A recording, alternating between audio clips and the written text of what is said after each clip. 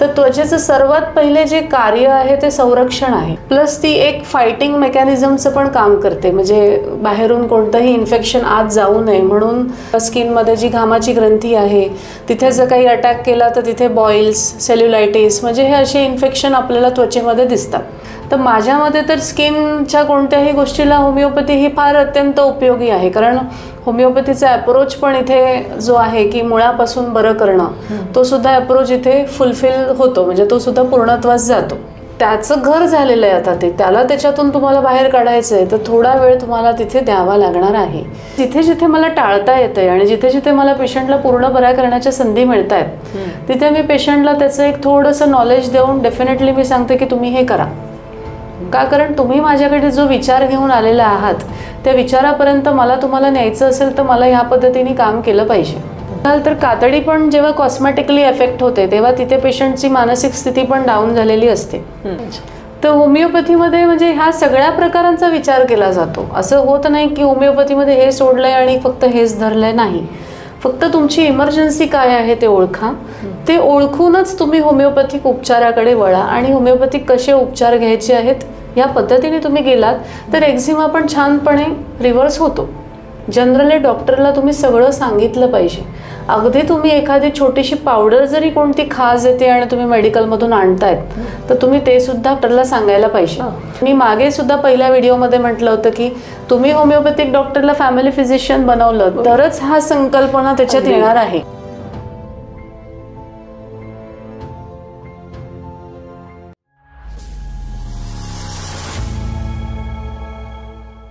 नमस्कार, मी स्मिता तुमच्या सर्वांचं स्वागत करते आहे प्रायशी एजू पॉडकास्टमध्ये.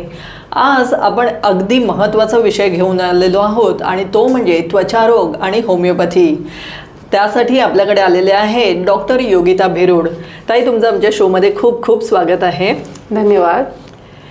आपण नेहमीच बघत आलेलो आहोत की होमिओपॅथी हे फक्त बाह्य लक्षणांवर काम करत नाही तर ते मूळ कारणावर काम करत असतं. त्यामुळे रुग्णाला दीर्घकालीन आराम मिळत असतो. असाच एक सब्जेक्ट आपण घेऊन आलेलो आहोत की त्वचारोग. त्वचारोगावर होमिओपॅथी कसं उपचार करतं ते आज आपण बघणार आहोत. चला तर सुरुवात करूया आजच्या आपल्या या पॉडकास्टला. ताई, मला असं विचारायचं आहे की होमिओपॅथी त्वचारोगांवर कितपत उपयोगी ठरतं?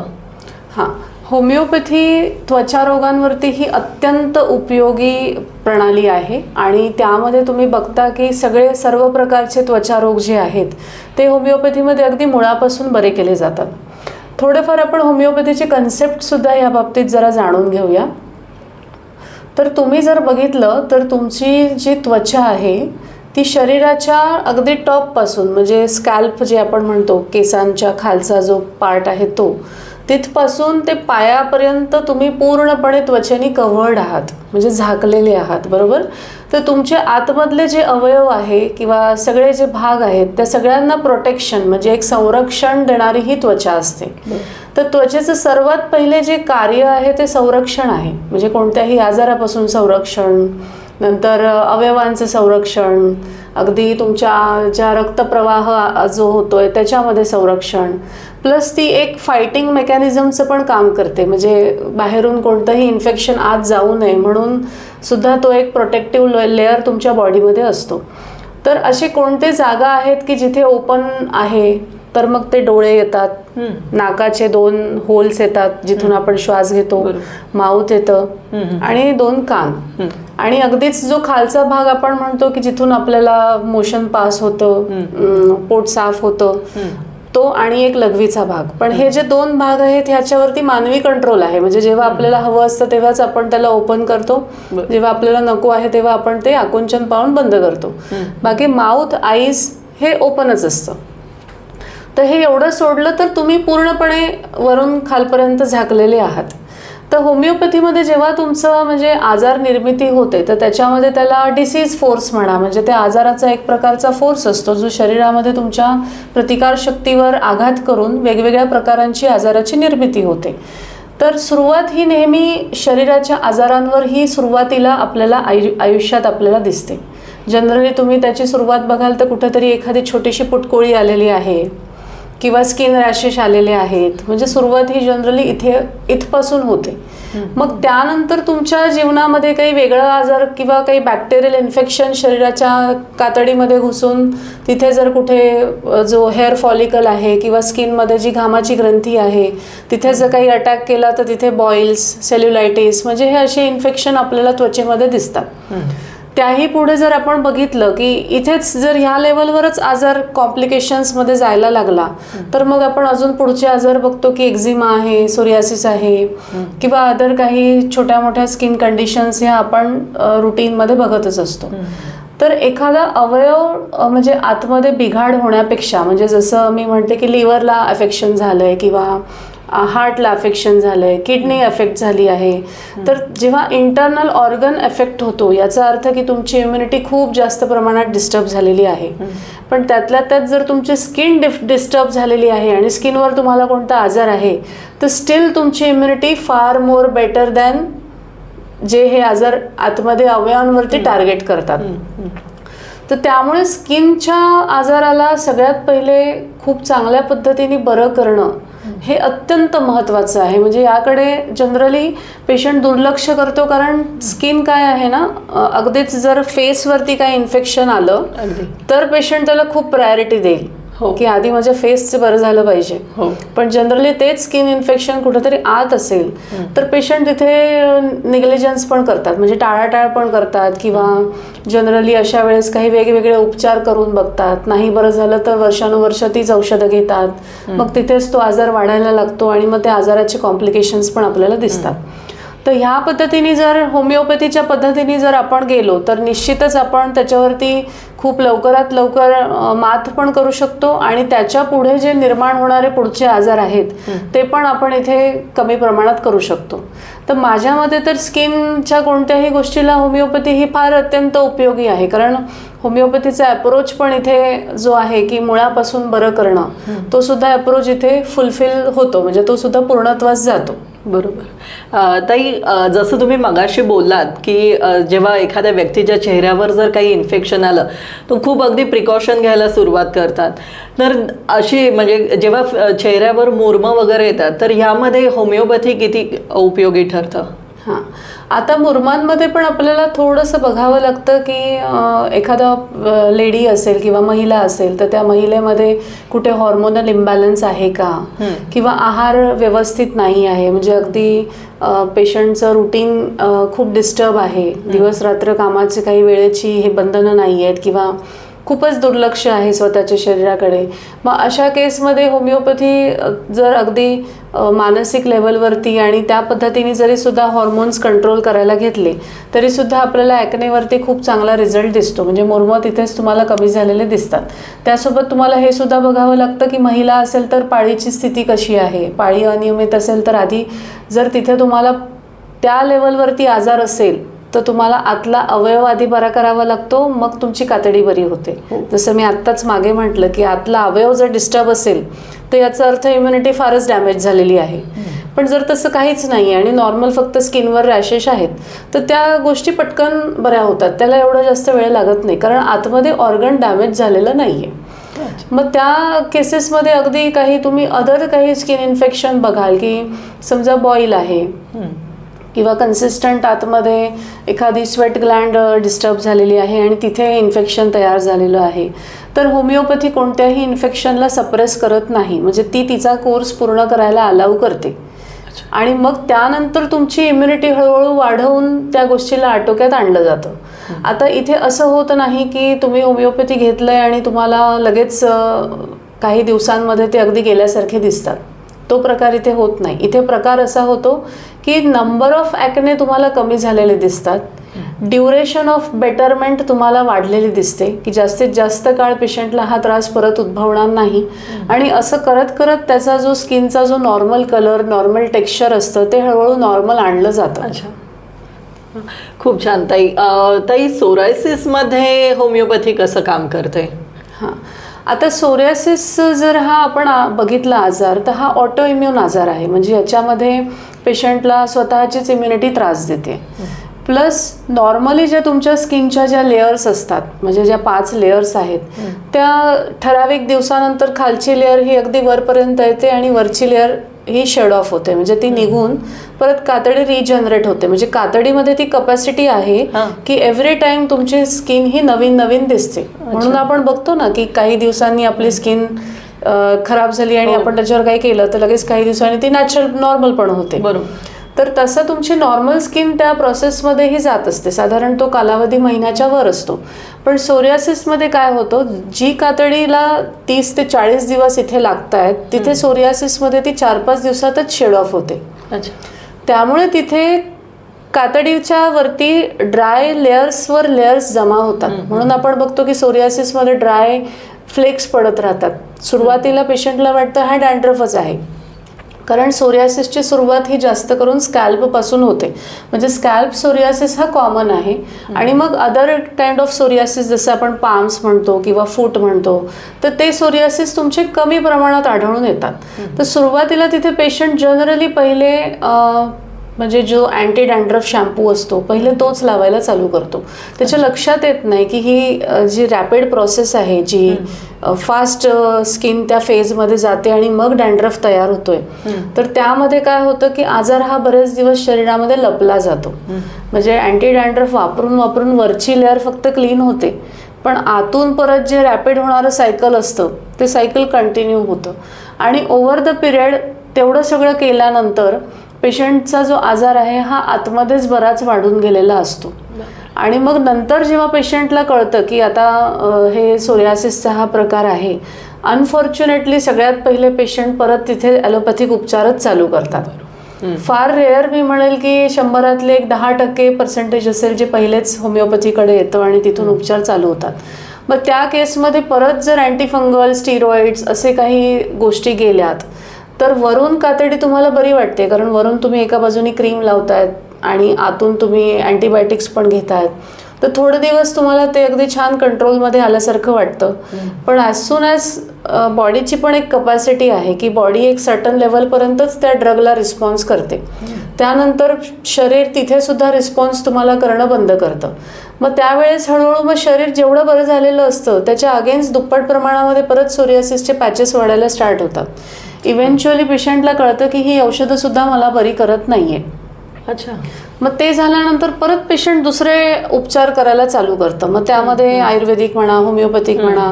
तर जनरली अशा केसमध्ये बघायला मिळतं की पेशंट ऑलरेडी हा 4-5 डॉक्टर करून आलेला आहे आणि 4-5 प्रकारची वेगवेगळ्या प्रकाराची औषधंसुद्धा गेलेली आहेत. मग या केसमध्ये जेव्हा आपण परत होमिओपॅथीकडे जातो तेव्हा होमिओपॅथी ऑलरेडी म्हणते की हा तर कॉम्प्लेक्स आजार झाला, कारण याच्यामध्ये बऱ्याच औषधांचे पण साईड इफेक्ट समाविष्ट आहे. म्हणजे हा फक्त सोरियासिस नाही राहिला, तर सोरियासिसमध्ये याच्यामध्ये अदर ड्रग्सचे पण कॉम्प्लिकेशन्स किंवा साईड इफेक्ट्स ॲड ऑन्स झालेले आहेत. मग अशा केसमध्ये एका होमिओपॅथकडे पर्याय उरतो की थोडंसं वेट अँड वॉच. बरोबर. म्हणजे बॉडी काय सांगते.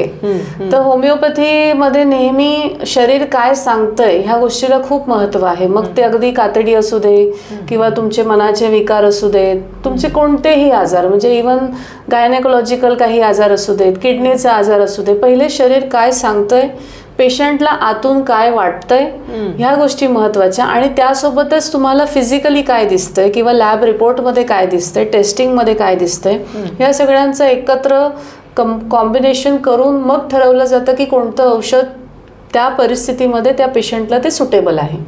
आता त्याच्यात पण सोरियासिसमध्ये 5 पेशंट जरी आले तरी प्रत्येकाचा सोरियासिस वेगवेगळा आहे.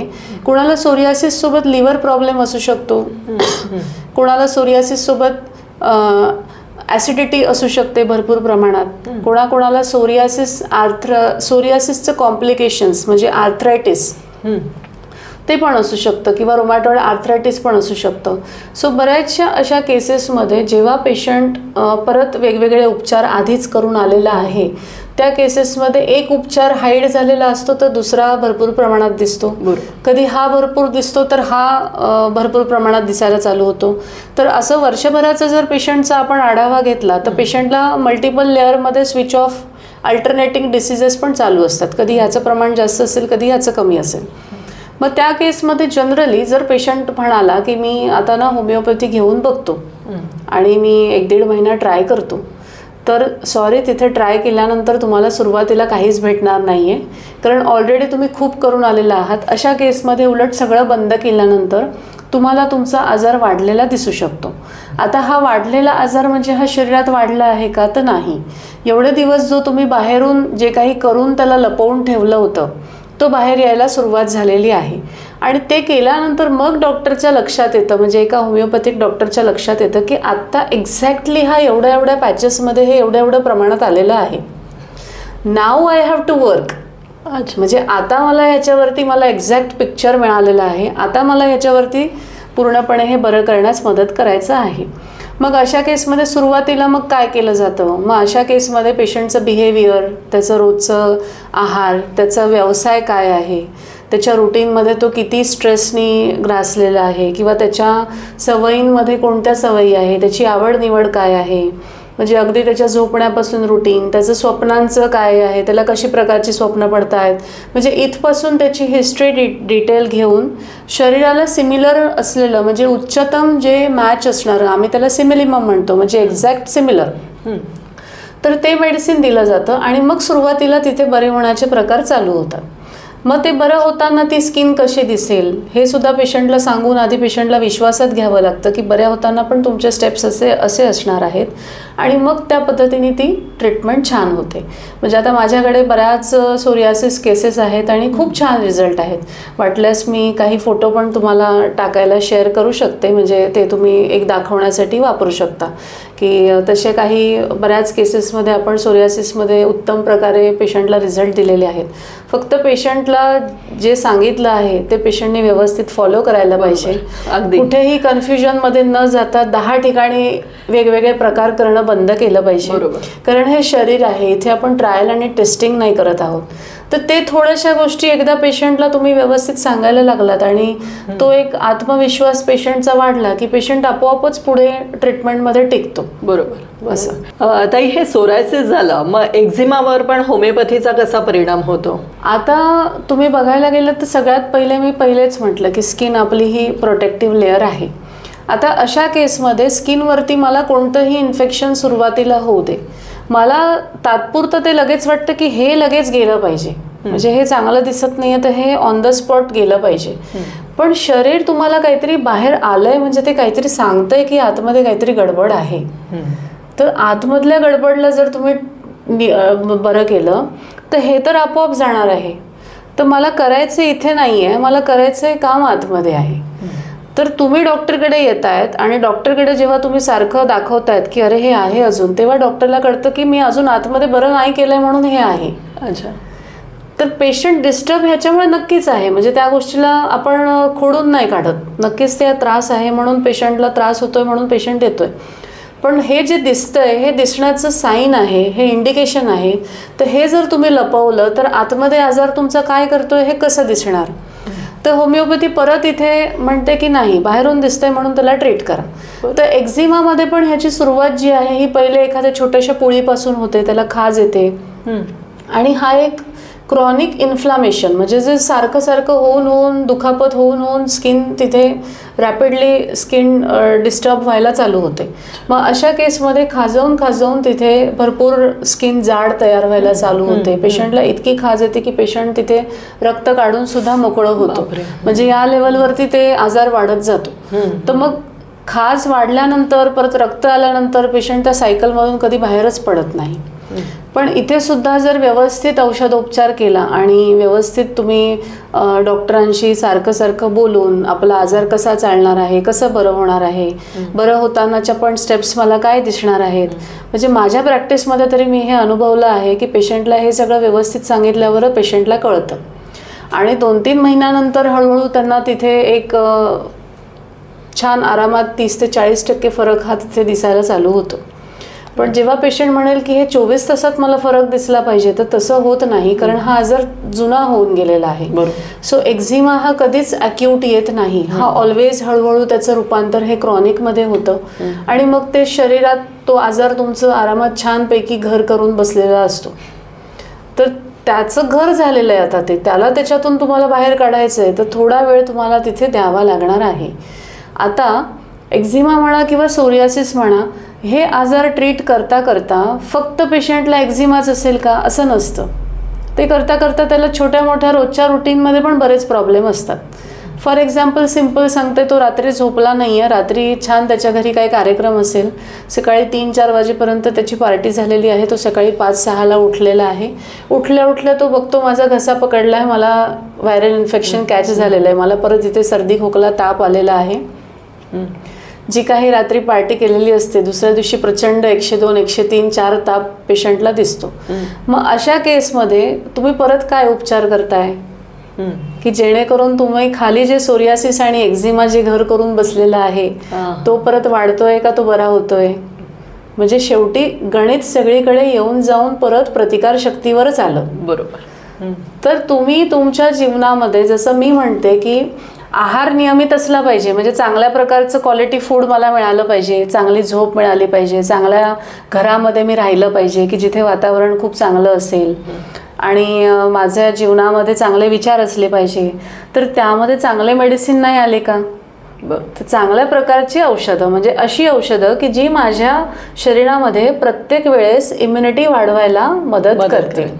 जर हा अप्रोच पेशंटने ठेवला तर पेशंटला ह्या जुन्या आजारांमधून काय, जे आता तात्पुरते होणारे त्या आजारांमधून पण सुटका मिळेल. पण जर तिथे तो अप्रोचच मिसिंग असेल की मी जर एक्झिमासाठी होमिओपॅथिक घेतोय, मग मला फक्त एक्झिमासाठीच बघायला पाहिजे, मला दुसरं काही बघायला नाही पाहिजे, तर तसं होमिओपॅथी त्या लेवलवरती तुम्हाला बरी करत नाही. म्हणजे कुठेतरी मी शरीरामध्ये, म्हणजे होमिओपॅथीचं ते ना संपूर्ण शरीर हा एक कन्सेप्ट आहे. अच्छा हे झालंय का, ह्याच्यासोबत हे पण आहे का, मग असं औषध निवडा जे ह्याच्यावर पण काम करेल आणि ह्याच्यावर पण काम करेल. तेव्हा तो पूर्ण शरीराचा पूर्ण बरा होण्याचा जो गोष्ट असते ती बरी होते. मग यामध्ये तुमचं फिजिकली शरीर पण आलं, मन पण आलं, तुमचे स्वतःचे सुप्त विचार पण आलेत. जसं मी म्हणते की मला भीती वाटते, हा तुमचा सुप्त विचार झाला. तुमचं इंट्युशन, तुम्हाला खूप कॉन्फिडन्स वाटणं, हा पण तुमचा तसाच विचार आला. तर ह्या गोष्टी पण धरल्या जातात. म्हणजे ओव्हरऑल होमिओपॅथीमध्ये शरीरामधली कोणती गोष्ट सुटत नाही, ती सगळी समाविष्ट होते.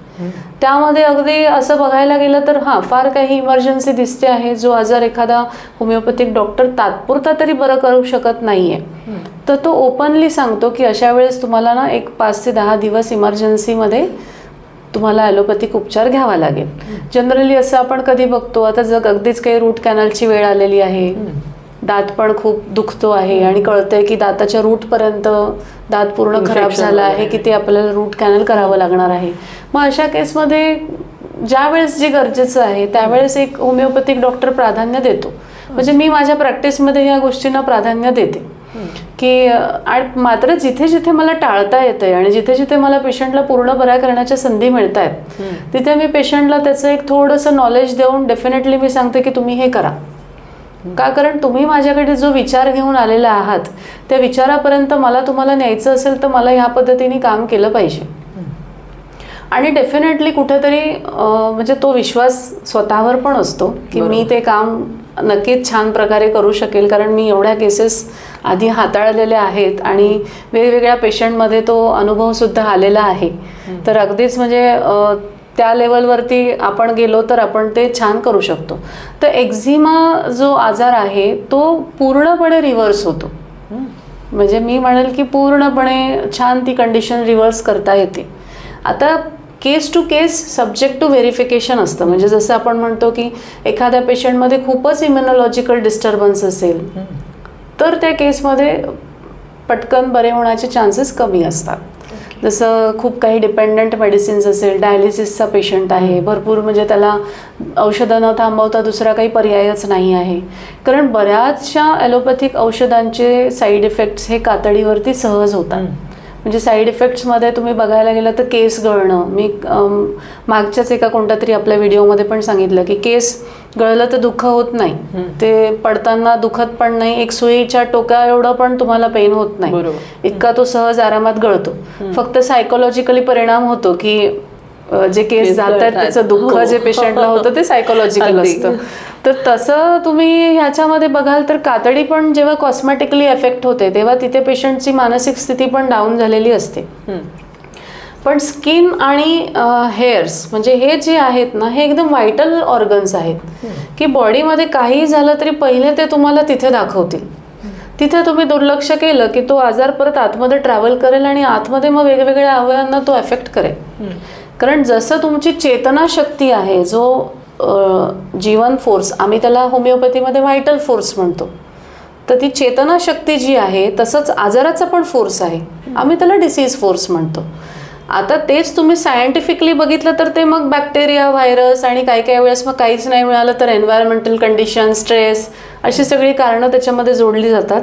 आणि काहीच नाही मिळालं तर 10,000 पेशंटमध्ये हे आढळून आलं म्हणजे ह्या एरियामध्ये हा असा निष्कर्ष आणि अशी कारणं असतात.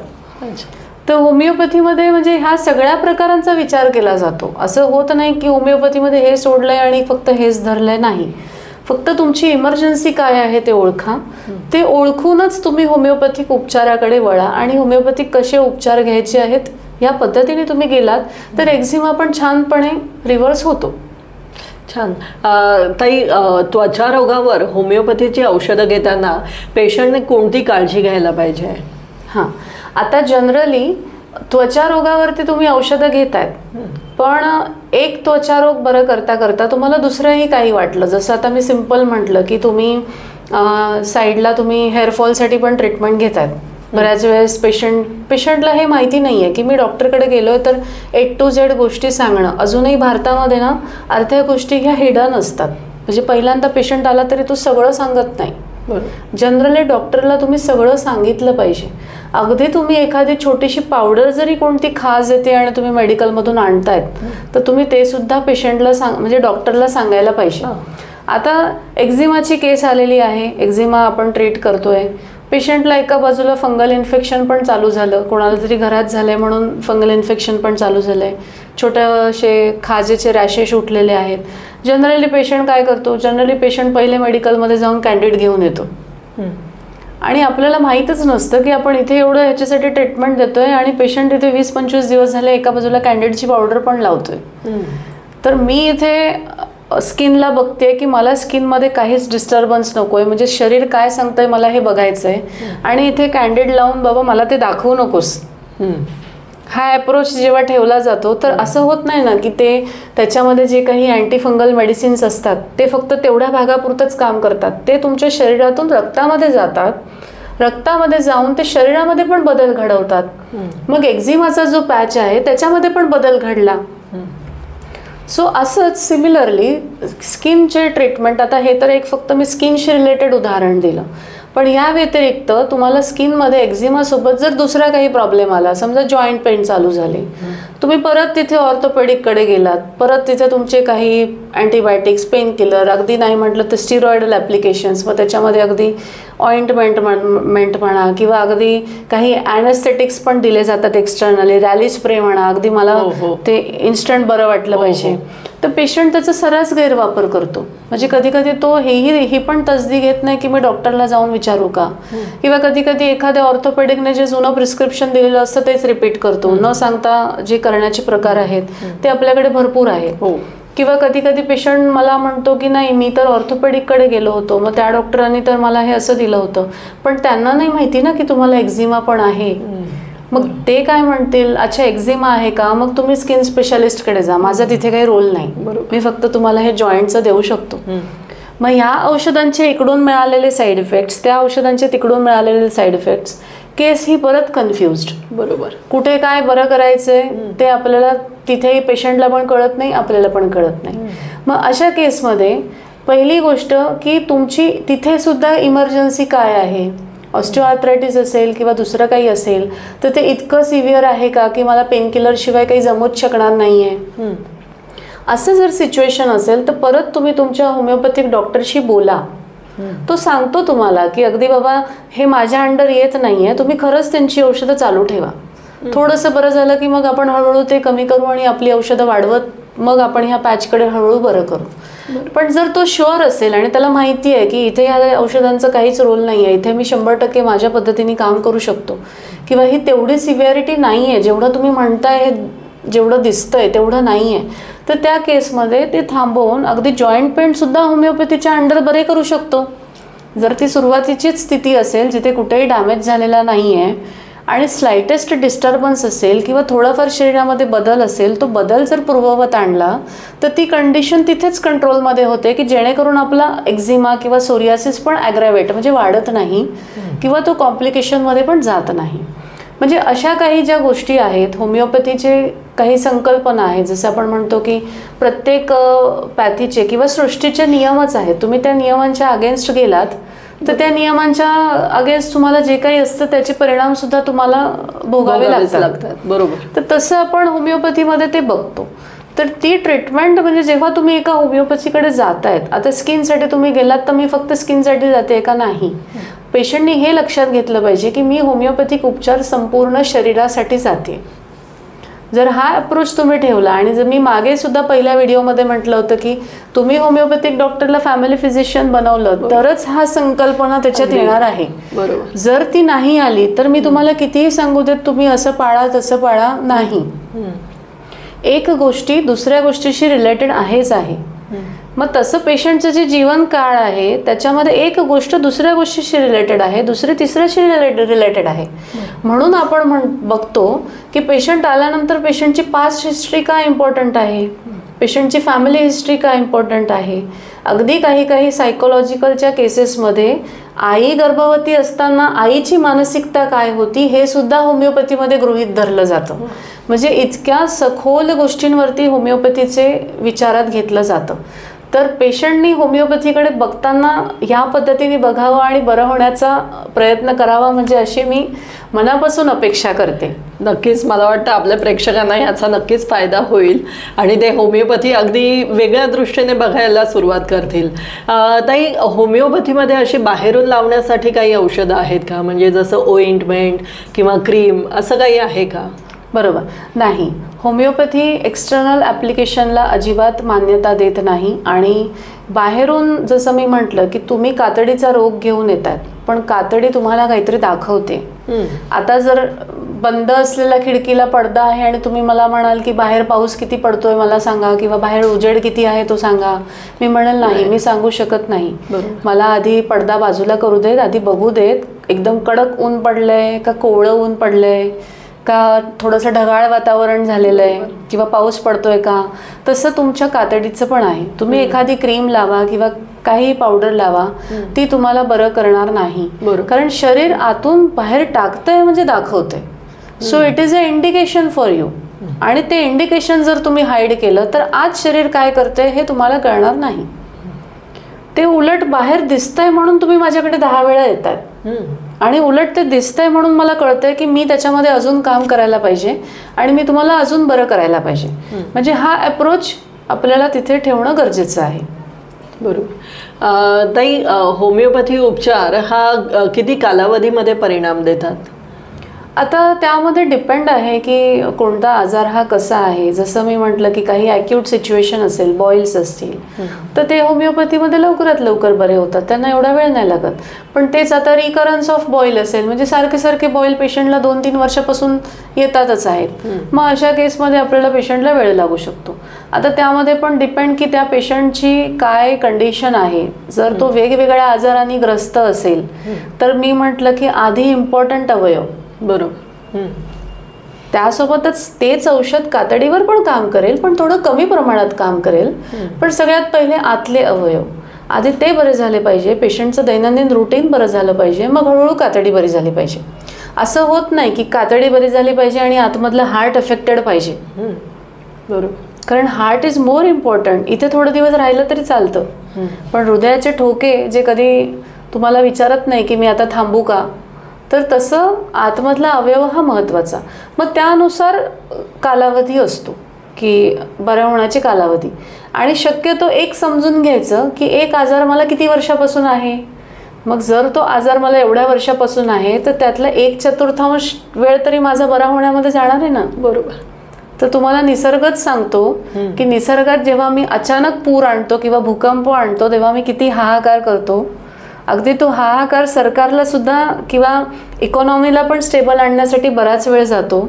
आणि जर एखादा स्लाइटेस्ट डिस्टर्बन्स असेल जो आपल्या निसर्गात होतो तो बरा व्हायला वेळ नाही लागत, तो इन्स्टंट बरा होतो.